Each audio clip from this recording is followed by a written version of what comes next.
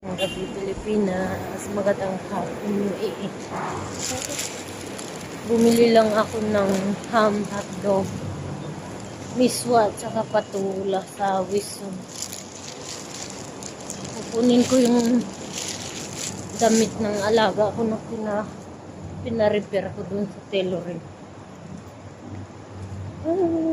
It's grocery time.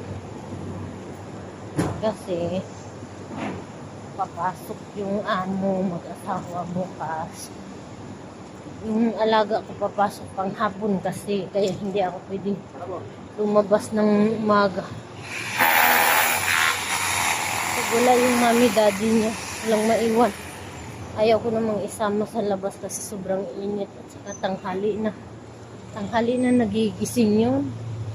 Ayaw kong lumabas ng tanghali. Grabe yung init. Dadaan na ako, kukunin ko yung damit.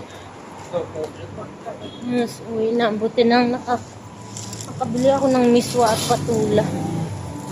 Kasi may talong pa kami sa bahay. Magturta ako ng ilang parasong talong. Tapos igisa ko yung miswa na may patula. Ground na may para may sabaw. Para makasabaw naman ang bahog sa kanin. Mukhang masarap tong patula nila. Bata pa nababali. Ayun.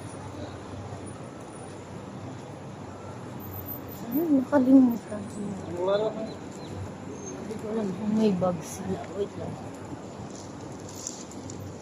Nakalat nila.